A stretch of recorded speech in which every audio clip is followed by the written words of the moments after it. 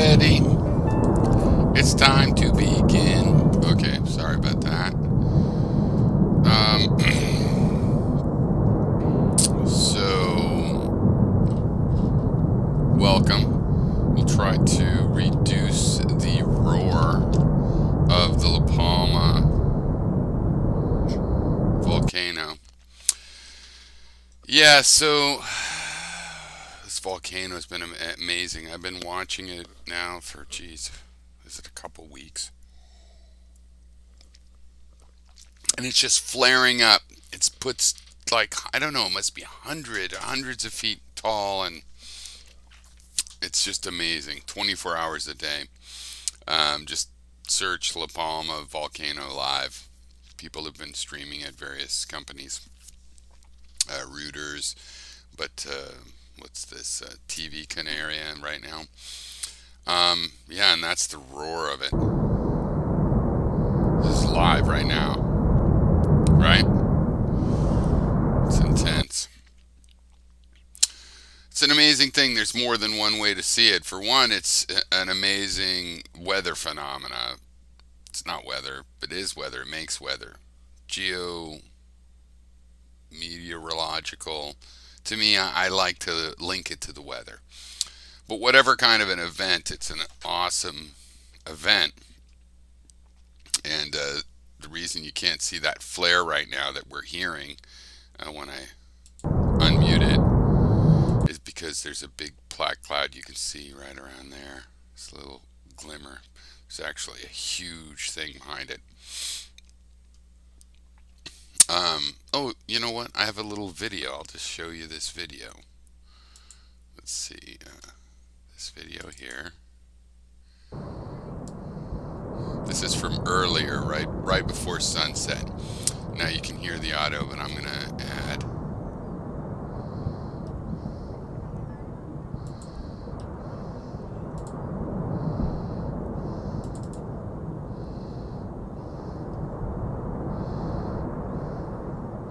Well, actually, you know what? I'll add this as a video, not in the browser, or not as a window. Let's see how this goes.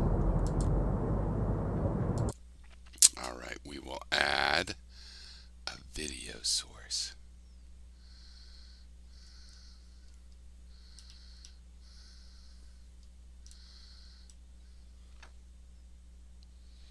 Media source. Yeah.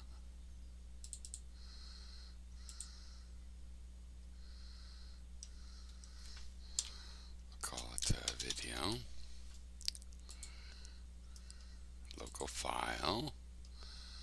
And we'll go.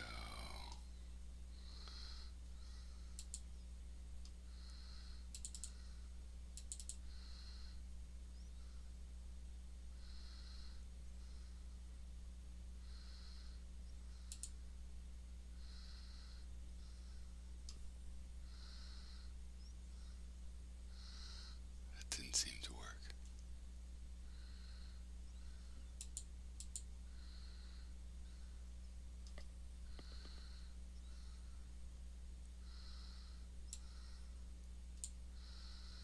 Okay. This is what so many people hate. We'll just do it over here as a window.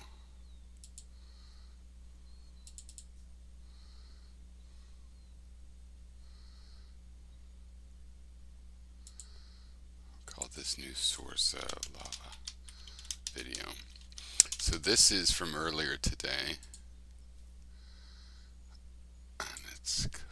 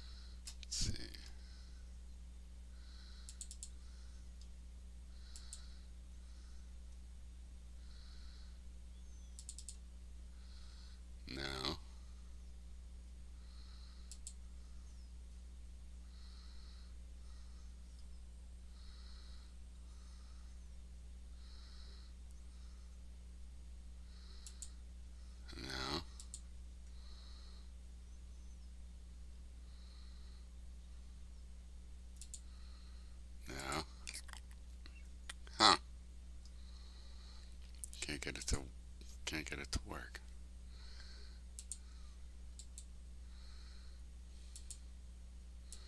It's annoying, right?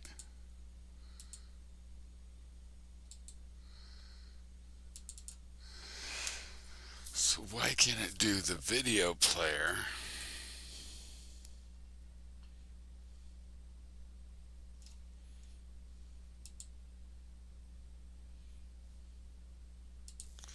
Okay, so let's get rid of this. Oh, and you can't see this actually. It's on my studio screen. Thank you, by the way, Earthlings. This is what I like about Earthlings is that they like to help you figure things out. So thanks for that. We're gonna get to the rest of the show in a moment, but I really want to show you this video of La Palma from early in the day because this one has a lot of clouds you can't even see because it's nighttime in the way. Um, so let's see. What if I do? Um, what if I do display capture? And it's not that one. Uh, tablet capture, let's call it.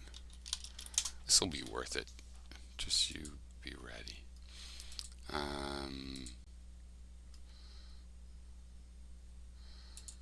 Okay, and then if I move that down, great. Here we go. All right. See, I told you it would be worth it. Um, and make it a little bit smaller. Like this. And then watch this guy. Wait, it's all the way through. Let's start.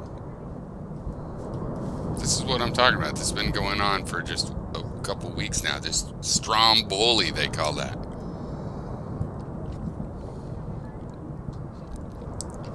Amazing, right?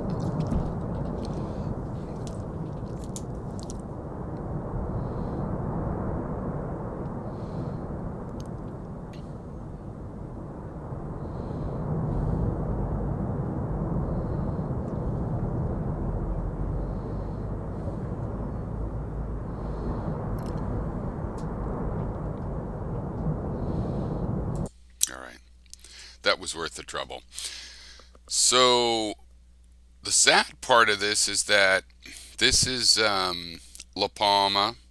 It's off Africa. It belongs to Spain. Ostensibly, it's part of Spain. That little exclamation point is where the lava is coming from, and it just flowed right down around these hills and stuff. Um, there's that hill right here. Flew around this. So over back here, this little hill. You could see all these buildings and stuff. A lot of those buildings, if you look at them, they're covered farming, tropical farming kind of things, it looks like to me. And you have those kind of places, greenhouses in Hawaii, keep the bugs out and stuff for whatever the local farming is. But, lots of buildings, lots of houses all along here, and just the ability to spread out um, over all kinds of, more houses. It's over 1,000 houses already. So something like 4,000 people. Really terrible. So there's multiple ways to see it. And they're all true at once. I noticed this in Hawaii. There was a lot of people that saw the magic of Pele and she reclaims the land. Some people think she's mad because of something you've done. Because the myth of Pele is kind of like that. She comes and if you do something wrong, she likes to come as an old lady, and if you don't treat her right, then lava flow. But also, there was a flow from the 80s, and it just destroyed so many of my parents' friends' properties. And, I saw hippy dippy, love the earth people that, were inclined to go ahead and idolize an image like Pele, which is like Poseidon, a nature god. and just realize, no, it's terrible. It takes these people's homes. On the other hand, lava is generally this kind of lava, meaning not a pyroclastic flow, this kind of volcano is one of the gentlest disasters because it's kind of like, I'm going to take your home, and it gives you kind of a lot of time to get out, usually. So you can walk right up to the edge of lava. It is dangerous depending how much you push it. So anyway, this is amazing. Um, and that flow we're seeing, still can't there see behind here, that's where that flare is still going right now. It's right behind where I'm doing the mouse. But there's a cloud of dark smoke and it's night in front of it. And it's blowing lava chunks the size of 3-story buildings. What? That's amazing. So, yeah. All right. Another thing is, hey babe, I'm making a stream. Sure. All right. I'm gonna come spend time with you in a minute. Oh, could you close my door though? Sorry, babe. Thanks. All right.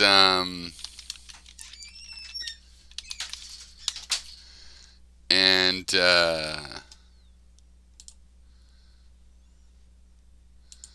just setting up a little more stuff here. Okay. So that's item number one. The next thing I wanted to talk about is the 5 pods. So let's see. We'll just hide this.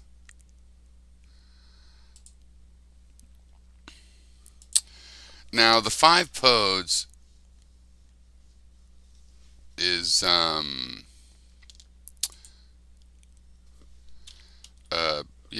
it's a well, there's two. Okay, it's a skeptical approach to things, but there can be 7 pods or 12 pods or whatever number that you kind of like. That's the number that you like, and so you choose 5. The point, I know I've said this before, but the point is,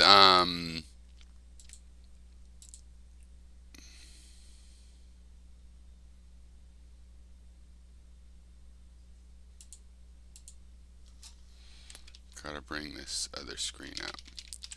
So the point is that you choose a number greater than 2 because, one pod is just dogma. And it's fine if you only believe in one. That's fine. Now the problem with 2 pods, oops, I got that thing again. Yeah, there. The problem with 2 pods is that one pod thinks that it's one thing, and the other pod thinks that it's the opposite, and they think that they're the opposite, but they're not the opposite. Mentioned this before the other day, pretty sure. Now 3 is okay. You can have 3 opinions, and so the idea is that every idea, every issue, every subject, there's always more than 2 sides. There's always at least 3 sides. This is still too a little minimalistic. To get the fractal nature, you really want to go to at least 5 pods, meaning 5 ways of looking at something, 5 concepts. I should change this. Let's here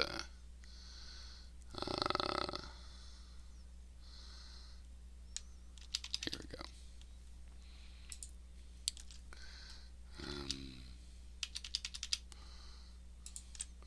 Do this guy back to here.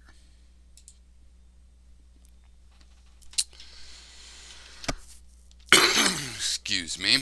All right. So that's 5 points of view. Now it doesn't really matter. You should have 5 different ideas, right? It's not that you'd believe them all. You should be smart enough to consider an idea without adopting it as your own idea. So, you don't believe, let's say you believe one of the 5. or you just even have your own sixth point of view. The idea of using other philosophies, other points of view, you can figure out, hey, what would they think? What would this kind of person think? I like to use Stoicism just because I'm familiar with them and learned them but you could make up five, but learn five different things. It kind of covers spectrum. I like Stoicism, and I like Epicureanism in its original. These are in all the ancient philosophy sense, right? Cynicism is a good one, an ironic form of idealism. Obviously, you also have Pythagoreanism.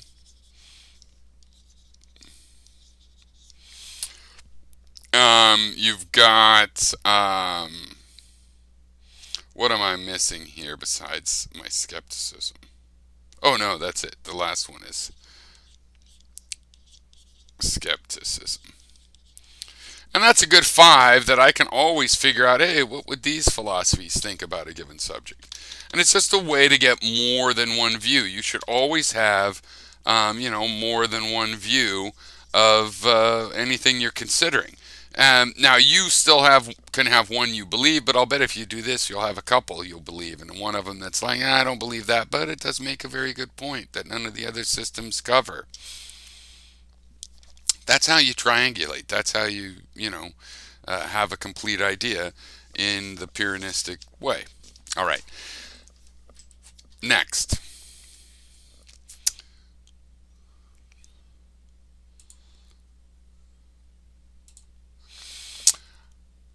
I want to do a couple of media review type things of stuff I've been watching. And but before that, we're going to, well, before or after? Yeah, before. Um,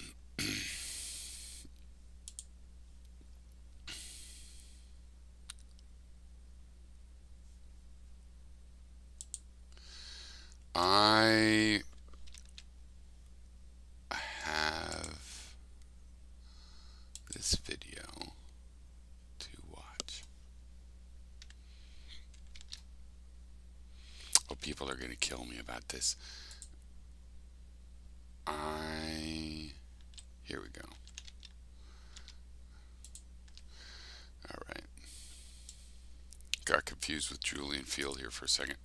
So,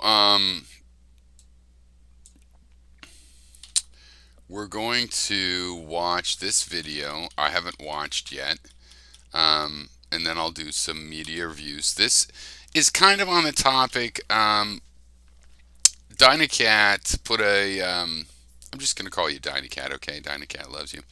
Um, Dynacat put a thing in the Washington Post. I couldn't do it. It's about is there a civil war coming? Now, this Channel 5 guy here with Andrew Callaghan, or maybe Callahan, is a guy I watch. He goes to Trump rallies and right wing. He was at January 6th and covers them. And he doesn't really make fun of them or prank them the way like the Daily Show and stuff tries to. Not that there's anything wrong with that, but he does sort of try to blend in, and there's an element of that. And I'm watching this instead of because there was a paywall for the article, and I've been thinking about this for a long time. Of course, people will remember, some people, that I was saying, hey, maybe we should consider splitting the country up into different people, and into different nations rather, and different peoples. And to let democracy's supposed to subdivide so people can agree. And maybe we should do that. And then people on both the left and right generally like, no, that's crazy. And that reaction is like, no, we don't want to get a divorce. And then my, answer to that is, then let's figure out a way to work together. And if you can come up with something, let's use it. And if you can't, then a peaceful separation, a peaceful divorce is better than not. Now, I don't necessarily believe this is possible anymore because I think the sides are getting so virulent that if your divorced partner is going to live right next door and hates you so much they're going to firebomb you, you might have to just work it out and not divorce, or something archaic. But anyway, covering these rallies, you'll see, watching the Reddit Parlor Watch where they repost things from Parlor and those Gab and those kinds of places. There's more and more call for a physical violence and a civil war. And how else can it go when you say that your opposition, they're not just soft on terrorism, they're pro-terrorist. They're not just soft on crime, they're pro-crime. They want to do all these terrible things and suck the blood out of your children. There's only one way in history that's ever gone, and that's a revolution, a civil war, or the repression of that. There is no peaceful, real way that works out until the fever breaks and people decide to do it in a peaceful way, which the point is, we're not seeing. All right, so I haven't watched this video, and we'll watch it together. It's 12 and a half minutes. I might, almost 13 minutes, and I might not have comments. It's a cold watch, so I'm not going to just interject for the sake of that. And then after that, I'm going to talk about a couple shows I've watched recently and give little reviews where I haven't decided whether I'll let myself give spoilers. I don't know. I mean, I don't really mind getting spoilers. If somebody wants to say something and then it gives a spoiler, I don't blame them, but I understand why people are sensitive. Maybe I'll try to not give spoilers. Let's do that. I'll commit to that now. And then that'll be it. Oh, hey, Dynacat. Uhuru, everybody! Uhuru means freedom in Swahili. I just want to welcome all of you today and thank all of you for coming out to the March for Reparations to African People. Uhuru! Give yourselves all a round of applause. Yep. I'm a descendant of settlers, and I believe in reparations in order to heal our nation. And we need to address racially based climate change in order to save our planet, in order to save this race. And we need to give reparations before we're going to be able to heal anything. I guess he's gone to a left-wing one now. Yeah. Hey, I appreciate you. Your heart's in the right place. Damn. Uhuru. Breaking news. You're watching Channel 5 with Andrew Callahan.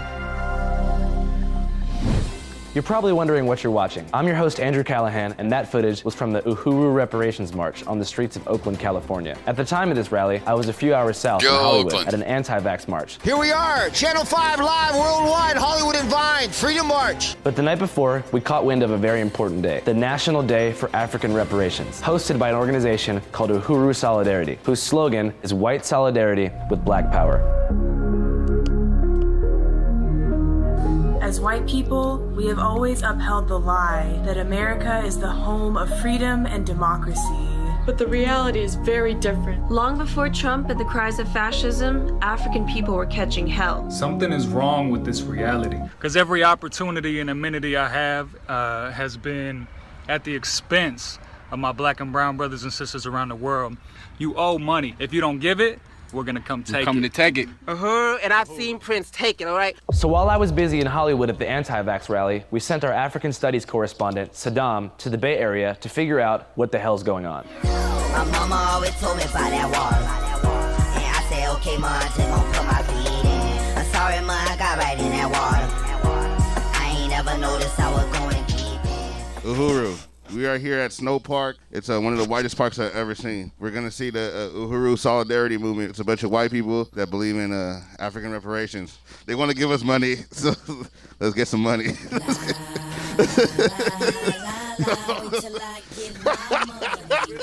The United States of America was built on stolen land and stolen labor. The African People's Socialist Party was putting forward the figure of $4.1 trillion in unpaid labor. It's really about we as white people confronting our privilege in this system. And not just confronting it ideologically, but confronting it actually by giving back. Can I have $5? Are you serious? Yes. You got change? Actually, I don't. Sorry. I don't. Sorry. Okay. Next time. Yeah. Next time. What's going on? We're here marching for reparations for African people. We want reparations. How would you like to see like reparations being used like in the black community? I think that's up to the black people and how they want to do it. That's true. That's true. Can I get $5? Of course. I only have a 20. Does that work? That works. Yeah, $20 is cool. Thank you. I love you. I love you back. Hey. We're with the Freedom Socialist Party, so we're a socialist, feminist, anti-racist, international party. Oh my God! Again, Right-wingers getting triggered right we now. think that redistributing the wealth is going to need to happen for any liberation that could ripple to really out. happen. Hell yeah. Can I have $5? That's not the massive reparations. Where it comes from matters, and it needs to be paid by the people that have reaped the benefits. We are for reparations. That's right, the rich people she means. You know, we are not her. Actually working on a pamphlet on what the specifics should be, but reparations are a just demand. You know, when you have people that were stolen from their countries and then tell them, oh, hey, you're free now, but we're going to still let people, discriminate against you. You need to make things right. I don't care if you take it seriously. But. And that's mega corporations, and it is the capitalist system. And I don't think it's, I'd give you $5 if I had it, but I don't think it's for any individual who's I think reparations is a complicated thing, but there's a lot of value that was taken. And, I used to think you just do reparations through not stealing from the working class and helping people that happen to have not figured their way out of sort of the oppressed classes where their labor is exploited and their bosses get away with shitty behavior. But now I don't know. There's more than that. The Black Hills is by treaty supposed to belong to the Lakota. The reparations is to give it to them back, and legally you'd pay damages for the lost wages and things like that. So I think it's totally on the table now that I realize that people really want to pretend like, oh, none of that matters. The people attacked and killed Chinese after the Chinese Exclusion Act. We didn't just stop letting immigration, but that was an excuse to go and really literally murder a lot of Chinese people in Chinese towns all over the country, full of Chinese immigrants. So, we need to evaluate that. There was a time when I thought, hey, we're beyond racism. Isn't that lucky? But, unfortunately, all the racists didn't let that happen. And so now, reparations, whatever it takes to make them realize they lost that battle and it's lost forever, and to shut up and stop doing it, or else it's going to cost you something penalty-wise. And is it a penalty? No. When you give money back to working class people, assuming that you arrange it that way, then that money goes straight to the businesses that they frequent, where they get their enjoyment, their pleasures, their leisures, and also their commodities. So it's really a win-win situation. And if it triggers the conservatives, then I think we should do it. part of the working class. Again, I don't have it the way I should have it under the system either. So it's not so much, I don't think, for any working class or poor person to provide that personally, but to be in a movement that's demanding that that happen at a systemic level. And again, tax the rich to get schools, tax the rich to make housing, tax the rich to pay for reparations. She doesn't have to be saying that she has the $5. She can be saying that it's out there. Maybe she has a demand for $5. Oh dear. Well, I mean, a lot of people make demands. Oh no, they're forcing their demands. Everybody's forcing whatever policy they achieve in the society that other people don't want. You can word it that way if you want. But again, if it triggers the conservatives, I think it's probably worth considering. That's where I would come at it from.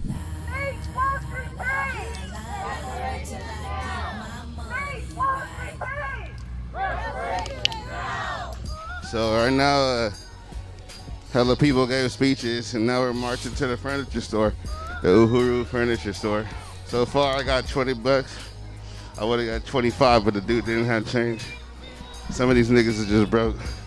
My name is Allie Aiello from Oakland, California, I'm not from Oakland, California. I've lived in Oakland, California since February of this year, and I'm from New Jersey.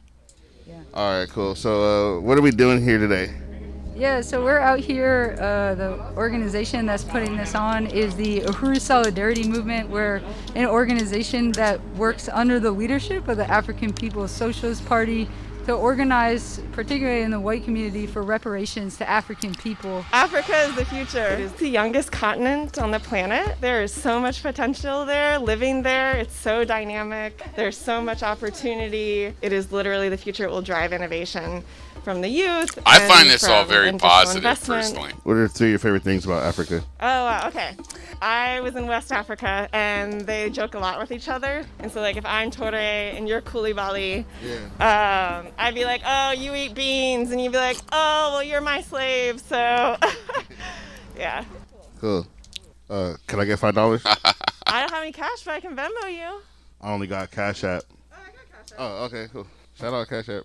Cash App is the best service ever. Channel 5 Cash App gang. Shout out Cash App. The best way to send reparations. If you were reincarnated, would you be white again? I want to say no. I would love to be like part of the black community, like for real. But I also know that that's kind of like signing myself up for issues in life. But you know, I don't know, man. I like loved being in Africa, so like I would be very happy to be like a West African, like a Malian specifically. They're the best people. They're like so kind and cool and honest. Yeah, I fuck with Mali. Oh, do you live in Oakland now? Yeah, I do. Yeah. How long I you used to live here? in Oakland. I love Oakland. Cool.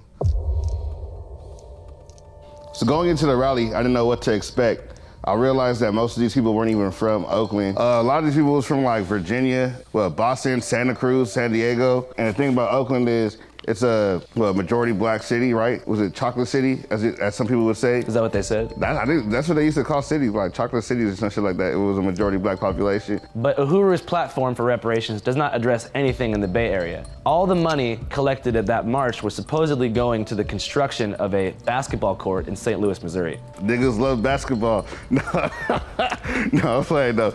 But that's not really gonna uplift the community as much as like some type of educational institution, something that'll help people out, like free lunch programs. The basketball court seems kind of redundant to me, especially if you're in Oakland. Oakland has become one of the hottest rental markets in the Bay Area. Now people who've lived in the city for decades are getting pushed out. Well, the reality of gentrification is hitting Oakland's LGBTQ community tonight. The building that serves as headquarters for Oakland Pride has been sold to a real estate firm. Me and my daughter got regentified to North Richmond. Spacious lofts and turn-of-the-century Victorians, West Oakland has been a hot spot for local artists and musicians. It's kind of a quintessentially West Oakland kind of a space. So the mayor of Oakland announced she's creating a special cabinet to look at housing and affordability. According to the East Bay Equity Atlas, Oakland's black community has decreased by 25% in the past 10 years, and 91% of low-income homes of color are currently in areas that are actively gentrifying or about to gentrify. This is a result of big tech's takeover of the Bay Area, which has caused home prices to rise while wages for the working class have remained the same. I mean, we should look and see how many basketball courts are in St. Louis. It just seems extremely racist to me. I don't know. A group of all white people go to historically one of the blackest cities in California, the home of the Black Panthers, and they want to collect money from other white people, but like not marching through white neighborhoods and build a basketball court so we can ball up. In St. Louis, Missouri, yeah, like on the other side of the country. Somewhere where the people who donated the money will never be able to see shit that might come out of there. Bad. You know what I mean? Who knows? If Michael Jackson, then oh shit. if the next Kobe Bryant come out St. Louis, Missouri from the Uhuru Solidarity basketball court, nobody in Oakland will be able to be like, I seen that kid, I grew up with him. You know what I mean? So, you know, we decided to see what's up with people from the town, actually from the community. Well, all I heard was white solidarity. I said, I better get the hell out of here. Shit, what the? I lived in Oakland for like 8 years. Well, what are your opinions? I love Oakland. I It's agree a great with it. city. I mean, Great food. We've been through a lot. Yeah. Bookstores, all people. we can do is state our case. Sure. You know what I mean? Just like with anything with laws and, you know, rights, you know. And hopefully Congress or our local officials will step in and, you know, and help out with that kind of a thing. Hopefully. You think white people are evil? No, I ain't saying all. I'm not saying that. I'm just saying some of them are, but some of them are not. You think they owe us money though? I think they should. Somebody should, give a little something back. I think they do. As a start, I think that every black person in America deserves the right to know where we come from, our ancestry, and it could be done with a DNA from our government. It would give us knowledge. It would empower us to know who we are. Where do we come from? The slave trade, everything was lost. And the government owes us as a people to know where we come from. What are your thoughts on reparations? I think ideally it is owed, but in reality, I don't believe that it will happen. How do you put an amount on, and where does it start and where does it stop? So how do you calculate? I mean, there's ways to calculate though. Yeah, what if I just start asking white people for money? No. No, not. Don't do that. That's not right. I think that's a federal government thing. We just can start asking, people for money. He don't owe me anything. I got $20. Bye. Reparations is not going to be, some sort of welfare check from the U.S. government, because how could a welfare check or some sort of payout or something like that ever meet the dollar amount that's been stolen from African people? How do you define what George Floyd's life was worth, in terms of the culture that he brought to there's the family, actual, you could take that to neighborhood so who in controls Tulsa that got burnt down. Collect reparations? The furniture store. You can take the neighborhood in Tulsa that got burnt down and calculate out the likely value if it hadn't been burnt down based on the economic data available while it was around. And yeah, it could bankrupt America, that kind of amount, but sometimes people pay their debts pennies on the dollar. You just do the accounting and face up to it. And frankly, I think there's still a lot of ways to just make working class things that lift everybody up. But if push comes to shove, yeah, there can be a special demand, and that's just the way it works. We're spending $700 billion a year in war still. If we put that to things like this, our debt would be paid off in no time. Our real debt, instead of the one we're incurring by continuing to be warmongering into the future. It's bad enough it's in the past. Store, I don't know, I think it's a great way to raise money for the movement. They also have great stuff. I've bought a lot of stuff from here. And so what does the furniture store do with the money? Well, I don't know exactly how they use the money, but I think they use it for the same kind of thing that we're marching for today, to build resources and to invest in the black community in the U.S. Yeah. Does it go to the basketball court? I'm not sure. Yeah. This is my first time volunteering. Oh, really? Yeah, oh, yeah. Nice. Yeah. Congratulations.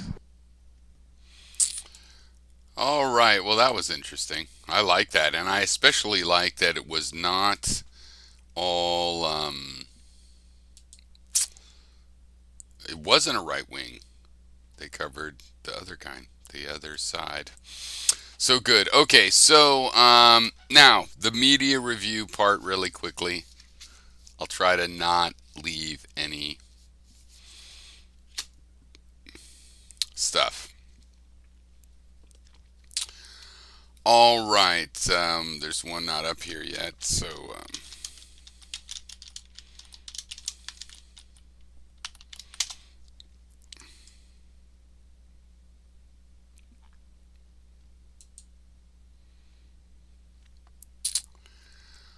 all right. So there's a couple things. One, I'm not a big fan of see, I need to put this up in separate windows. That's why it's, we're still learning here. We've only been going a little while. But actually, the first thing I was going to do was we watched a thing called Midnight Mass on Hulu. A horror. I'm not a huge fan of horror, but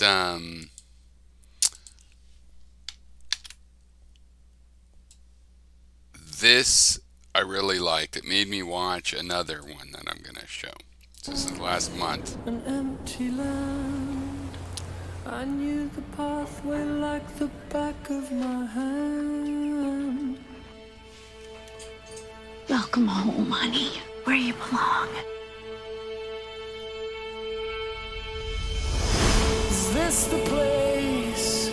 So it starts out like an independent film that's going nowhere and ends up this crazy, almost sci-fi level of horror film where it ceases to be as scary because it's so exposed as to what's going on. And like I say, it's sci-fi. It gets a little system.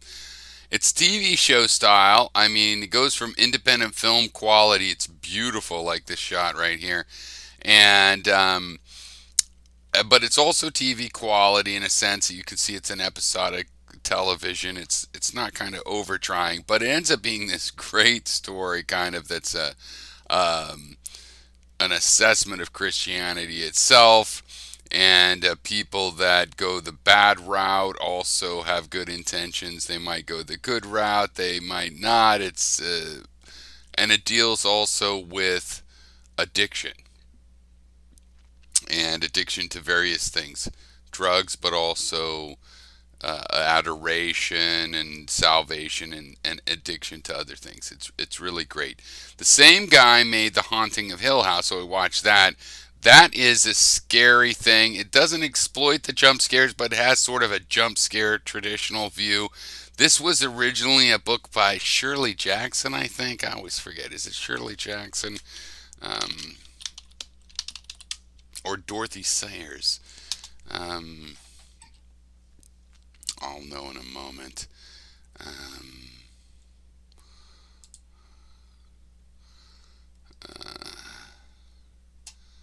Yeah, Shirley Jackson, which is a great scary novel. If you're reading novels, you're not into horror, but it's amazing.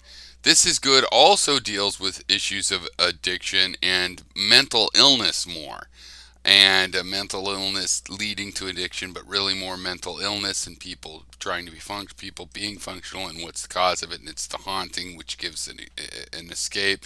And then in the end, it's about a haunting. And it's got some formula breaking stuff that I really liked. I didn't like the last two episodes so much. I don't think that's a spoiler. But they still made their point in a film or a series like this that, you know, has its statement. It's worth thinking about. It's really good, and they got to make it, not me, so good for them. If I would have said, hey, the ending should have been this way, that's how that goes. Another example of that, actually, that we just watched recently was Squid Game. So we watched Squid Game. I wanted to watch it for a while. Of course, it's getting this huge hit. Again, I didn't really like the way it actually ended, but it was a great show. It was worth doing, and I think it's worth watching, but I'm not sure what it's saying totally philosophically in the end. I mean, I mostly like it. There's a cynical aspect that's like, yay, but it's complicated. It's making a statement. It's very constructed. I think I might watch it again, even though I didn't really like the way it ended. Like, I thought different things maybe should have happened or whatever, in the sense that these narratives are telling a philosophical story that's an opinion. You change them, it would change what the meaning was. But it was well made. I think its popularity is a little overblown. I didn't think it was as good as for how much of a hit it's been. But, you know, on the other hand, good for it. It makes sense, because I would imagine watching it again and looking for things, because it's really, you can tell it's well constructed. Not in every aspect of the acting or the narrative totally making sense every point, but it's realistic enough and very interesting enough. It's making a statement, and it's well structured where you can see certain things you saw early on actually did make sense later on when they did something that maybe, hey, that doesn't make sense, but actually they foreshadowed it. You know what I mean? It ties together. So it was good and worth watching. I also watched, have HBO Max, and they have the Studio Ghibli stuff. I watched Arrietty. This turns out to be a a Japanese version of The Borrowers, which I was never a big fan of The Borrowers, but it's a cool kind of story. And this movie is great, rated G. It's like meditative, just like almost all Miyazaki stuff, just meditative. It's great. And it has issues in it. Then another one I just watched was The Wind Rises, and I thought, Jesus, this seems like a historical thing. And sure enough, it is a historical thing. It's about the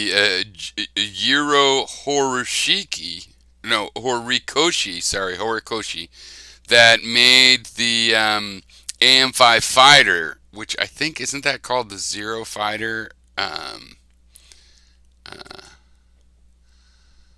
had a picture of it here.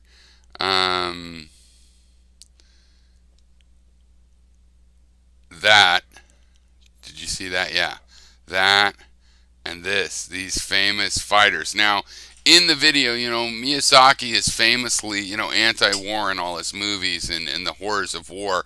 And it's no different in this, but this guy made these warplanes, but there was also his hero, an Italian engineer, and they both wished they couldn't make warplanes, but it was also true that they were so driven to make flying machines that if that's where the money was to make planes, that's what they did. And so there was a tragic aspect, certainly. And this, I think it might have been rated G, but, there was like smoking and it was historical and just gorgeous. Gorgeous film. It's highly recommended. And that's it, except for we also did watch Only Murders in the Building with Martin Short, who I don't usually like, Steve Martin, and Martin Short and Selena Gomez. She's pretty good in it. I've always loved Steve Martin. I used to be a big fan when I was a kid. Memorized his comedy albums. Comedy's Not Pretty, A Wild and Crazy Guy, I think they were. Martin Short, I have nothing against him, but I find him kind of annoying. But he's perfect in this role. And, there's a good whodunit, sort of Agatha Christie, but it doesn't use false red herrings that aren't fair. It has good herrings in it that are worth following, but then there's more to the story. So I think it does well in the Agatha Christie plot style, but it's not really about that. It's more like social commentary on podcasting and intergenerational dynamics and understanding other generations. And basically every episode's kind of, it's funny. It's chuckly and funny and good. There's just some good insights in it. It's enjoyable. So that's my media review. Now, Dynacat brings up a good video. Not ready to pay for Netflix. Well, I have DirecTV, and they have OAN on it, and they have a Scientology channel and Fox and stuff, and it's okay, but OAN and Scientology channel, that's too much. And I pay a lot, and for paid channels, I only have, there's packages, but only HBO. So I could buy 6 or 7 HBO, Hulu, and stuff like that. So we use a family plan that somebody in the family has bought, but it's nice when the power goes out and you turn on your generator and you still have some TV and news and local channels from the city where the power's still on. But I just don't like paying for OAN and stuff. So I could save money and still buy for Hulu. Basically, Hulu, Netflix, Amazon, and HBO, maybe Showtime, is enough to have all the programs you need. And what are they, $10 a piece? The ones at least HBO is and whatnot. So that's not cheap, but it's cheaper than the cable systems are, and I don't have to pay for all this infomercials and stuff I don't even want to watch. It's ridiculous. So yeah, I'm thinking of doing that because it seems like it'd make a lot more sense. But this one is on Hulu. I've also been watching What We Do in the Shadows. That's on Hulu. It's kind of like The Office, but with vampires, and it's pretty good. There's a movie, Flight of the Conchords or whatever movie from a time ago that seems to be based on. One of the vampires is a day stalker, and he's an energy vampire, and he works in a cubicle office building. For that matter, on HBO Max, they got Adult Swim, and I watched all of up through season 4, not up to 5, of Rick and Morty. Also interesting. I could see doing an in-depth analysis of that. Very Gen X humor, I'd say. Totally over the line in a lot of ways, but also just very interesting. I do like it. Kind of, it's definitely could claim to be high sci-fi in a lot of ways. Anyway, cheers. We're at 55 minutes. That's just about right. I've my beautiful and lovely and compassionate and intelligent wife came a while ago to talk to me and see what was up. So I'm going to go back and spend some time with her because that's really, really nice. Am I right? All right. So, I didn't open the Discord. I assume there's no one in there. No one ever goes in there. But if you keep going, it will achieve critical mass, and that will be to all of our best interest, right? 1111 says, What We Do in the Shadows spin-off from the movie. I know, and I'd forgotten or not known about the movie. My son came home from college and said, what do you mean? You showed me this movie. And I'm like, I don't think so. You're a Flight of the Conchords fan. I probably showed you that, but you are the one that probably saw that movie. So we just watched that movie today when he came back, and it is definitely very similar, but different characters also, based on kind of thing. So it's very good, though. I like it. All right. Cheers, everybody.